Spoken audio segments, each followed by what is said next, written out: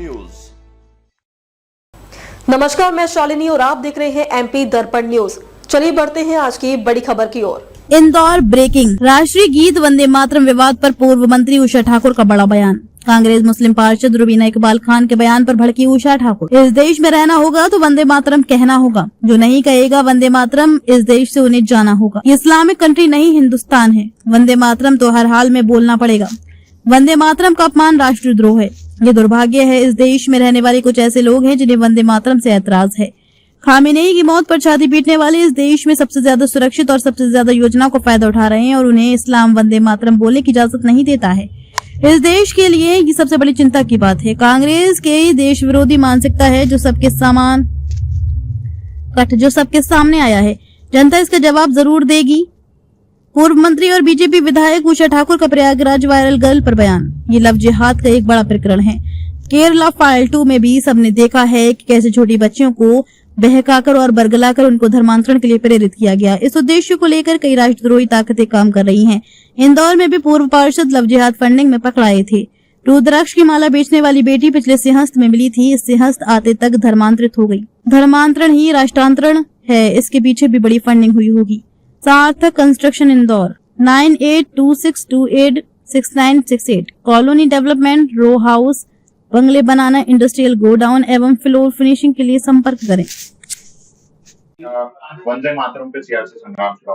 पार्षदों ने नगर निगम के सम्मेलन में वंदे मातरम गाने से मना करा था और एक पार्षद ने तो यहाँ तक कहा था कि किसी के बाप में यदि दम हो तो कह दो। ये दुर्भाग्य है लोकतंत्र का कि लोकतंत्र में चुने हुए प्रत्याशी भारतीय संविधान का आदेश मानने से इनकार करें और देशभक्ति तो व्यक्ति के रग रग में समाहित है। किसी भी धर्म जाति वर्ग का व्यक्ति हो, यदि उसके जीवन का पालन पोषण होता है तो जगत जननी माँ भारती की असीम कृपा से ही होता है। और वंदे मातरम तो हमें वेद मंत्रों से भी अधिक वंदे है। ये स्वतंत्रता के संग्राम का महामंत्र, इसको गाने के लिए लाखों करोड़ों लोगों के बलिदान हुए और यदि स्वतंत्र देश के नागरिक ये कहें कि हम तो इसे नहीं गाएं तो ये बहुत बड़ा दुर्भाग्य है। उनकी कुत्सित राष्ट्रद्रोही मानसिकता का परिचायक है और ऐसी उल्लंघन पर, क्योंकि ये राष्ट्रवादिता के खिलाफ है, ये बात कठोर कार्यवाही उनके खिलाफ होनी चाहिए, इसमें कोई दो मत नहीं। दीदी लेकिन चुनौती दे रही है कि आपके बाप में दम हो तो उनसे कहीं के बुलाओ, तो ये चुनौती को हिंदू समाज या सनातन धर्म किस तरह से लेता है? अब पूरे राष्ट्र और सनातन के जो मानने वाले हैं उनको विचार विमर्श करना चाहिए कि किस मानसिकता में जी रहे हैं लोग, क्योंकि हम लोगों को तो हमेशा से सर्वधर्म समभाव, सामाजिक समरसता के पक्षधर और पुजारी हैं हम सभी। पर ये इस प्रकार की जो बेबुनियाद बेतुकी बातें करते हैं, इसका जवाब जनता भी वक्त आने पर इन्हें देगी और संविधान भी देगा। इस्लाम इजाजत नहीं देता है कि वो वंदे मातरम और वो किसी भी कीमत पे वंदे मातरम नहीं कहेंगे। इस्लाम इजाजत नहीं देता तो भाई ये कोई इस्लामिक कंट्री तो है नहीं है।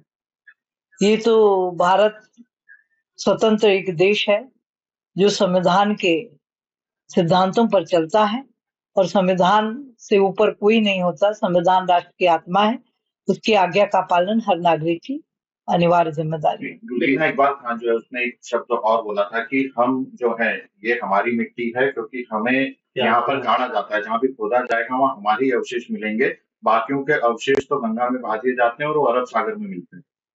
इस तरीके की बात हम देखिए उनकी बेतुकी और बेबुनियाद बातों का ये तो निरर्थक से वो है कि गाड़े जाते हैं, तो ये तुमको गाड़ने की जो अनुमति दी है ये भी भारत माता की असीम कृपा से मिली है।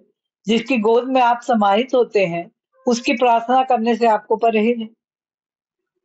तो लगता है हिंदुस्तान के अंदर इस बातों पे जो चर्चा हो रही है कि वंदे मातरम कोई नहीं कह रहा है और वंदे मातरम कहलाने वाले को लेकर विवाद नजर आ रहा है, और कोई खुलेआम सदन के अंदर, नगर निगम का सदन है उसके अंदर कोई कहता है, फिलिस्तीन के नारे लगते हैं। ये अक्षम्य अपराध है और बिल्कुल आज के जो सशक्त भारत है उसका तो ये संदेश है, क्योंकि हम हमारे गृह मंत्री जी का कोटि कोटि धन्यवाद करते हैं कि आजादी के इतने सालों बाद अभी उन्होंने 150वां वर्ष जब हुआ वंदे मातरम का, तो वंदे मातरम सभी के लिए अनिवार्य किया, और 2 बंद वाला भी नहीं, पूरे 5 बंद वाला वंदे मातरम।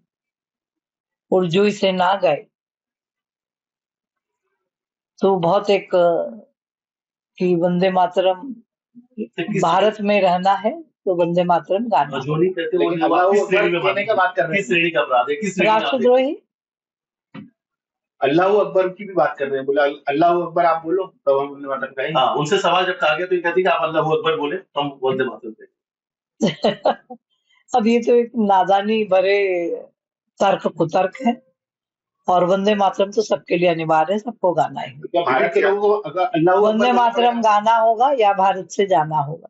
दीदी क्या लग रहा है, नगर निगम का बजट सम्मेलन था, उसमें शहर के मुद्दों पे चर्चा, इनके द्वारा इजराइल के जो खामेनेई हैं उनको श्रद्धांजलि दी जाती है, दूसरे दिन वंदे मातरम गाने किया जाता है। इस तरह के घटनाक्रम जो है वो नगर निगम के बजट सम्मेलन से निकल करके आए हैं। शहर के इन्हें ये जो अल्पसंख्यक वर्ग के जो जनप्रतिनिधि हैं, इनको अपना आत्म मंथन चिंतन करना चाहिए। आप जिस भूमि पर रह रहे हैं, है ना, आप खुमानी के मरने पे छातियां पीट रहे हैं। खुमैनी पूरे विश्व को इस्लाम में तब्दील करना चाहते थे। कैसी विचित्र से वहां के कानून, 9 वर्ष की बेटी की विवाह के लिए उम्र ठीक कर दी। ऐसे अमानवीय कृत्य का नेतृत्व करने वाले और उनको आदर्श मानकर यहाँ पर छाती पीटने वाले ये अल्पसंख्यक वर्ग के भाई बहन अपना आत्मचिंतन मंथन करें कि तुम कहाँ सुरक्षित हो। इस हिंदुस्तान की भूमि पर तुम हमसे ज्यादा सुरक्षित हो, हमसे ज्यादा अधिकार प्राप्त हो, हमसे ज्यादा हितग्राही योजनाओं का लाभ उठाते हो, और उसके बाद भी तुम्हारे भीतर इतनी राष्ट्रद्रोहिता भरी हुई है। ये बहुत ही चिंतनीय विषय है, और यदि भारत में रहना है तो वंदे मातरम वो तो कह रही कि वंदे मातरम बोली तो नर्क में जाना पड़ेगा। अल्लाह की इबादत ही करना है, और किसी के एक ही मात्र पूजा है हमारी, अल्लाह की इबादत, बाकी कुछ नहीं। कुरान देखिए, पूजा पद्धति ये व्यक्तिगत है आपकी। आप घर के भीतर अल्लाह अकबर करें, आप कुरान पढ़ें, आपकी जो पूजा पद्धति आप अपनाएं उसके लिए किसी को कोई कहना नहीं है।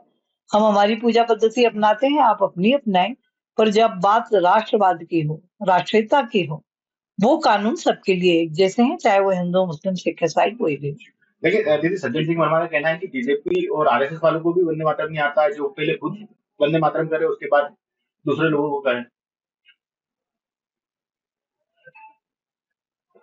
सज्जन सिंह जी ने जो कहा, भाई हमको तो पूरा वंदे मातरम आता है, आप कहें तो हम गा के बताएं। ठीक। करने का ये तीसरा प्रदेश होगा, क्या कहना चाहेंगे इस कानून को लेकर? ये सौभाग्य है मध्य प्रदेश का कि अब मध्य प्रदेश में भी समान नागरिक संहिता के लिए प्रक्रिया प्रारंभ की गई है, और आजादी के वक्त ही ये होना चाहिए था, पर 65 वर्ष के जो नेतृत्वकर्ता थे उन्होंने कभी देश की एकता, अखंडता, अस्मिता के लिए इतनी प्रतिबद्धता से काम ही नहीं किया, और समान नागरिक संहिता को लागू होते होते इतने वर्ष हुए। पर ये सौभाग्य का विषय है कि अभी मध्य प्रदेश में लागू होने जाएगा। दीदी, राष्ट्र विरोधी कुछ ऐसे तत्व हैं जो इसको लागू होने पर विरोध भी जता रहे हैं, और प्रदेश के अंदर इसका विरोध भी शुरू करने की। राष्ट्र विरोधी ताकतों से अब आज का भारत, मोदी के नेतृत्व का भारत भयभीत नहीं होता। इनको जितना विरोध करना है ये कर लें, पर समान नागरिक संहिता इस राष्ट्र में लागू होकर रहेगी। बहुत विवाद हुआ, अब ये खुलासा हुआ है कि वो नाबालिग थी, और उस मामले में एफआईआर जो है वो भी फर्ज हुई है।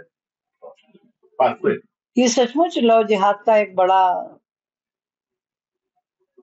प्रकरण है, जिसमें हम देखे नहीं, आपने केरला फाइल 2 यदि देखी होगी तो छोटी बच्चियों को बहका के, बरगला के, कभी नाम बदल के उनको धर्मांतरण के लिए प्रेरित करना, इस उद्देश्य को लेकर कई राष्ट्रद्रोही ताकतें इस देश में काम कर रही हैं। अपन ने भी इंदौर में भी एक अपराधी वो पूर्व पार्षद पकड़ाए जो फंडिंग करते थे लव जिहाद के लिए। और ये जो प्रयागराज की वायरल गर्ल है, ये रुद्राक्ष की माला बेचने वाली बेटी, पिछले सिंहस्थ में ही मिली थी, इस सिंहस्थ आते तक धर्मांतरित हो गई। ये बहुत बड़ा चिंता का विषय है, क्योंकि धर्मांतरण ही राष्ट्रांतरण है।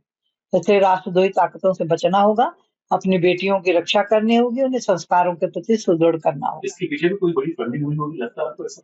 कौन होगा? निश्चित रूप से हुई होगी। अब तो प्रमाण सिद्ध हो गए हैं, तो बार बार पूछने का प्रश्न ही नहीं है। ऐसे कौन लोग टारगेट ऐसे वायरल कर, ऐसी कई सारी और। अरे भी आप इंदौर के जो पार्षद थे, वो उनके लड़कों ने, बंदों ने ये सिद्ध किया कि हमको पैसे देते थे कि ये इस प्रकार की लड़की लाओगे तो इतना पैसा मिलेगा। ये तो स्वतः सिद्ध है, और एक बार नहीं, ये तो हजारों बार सिद्ध होता चला जा रहा है।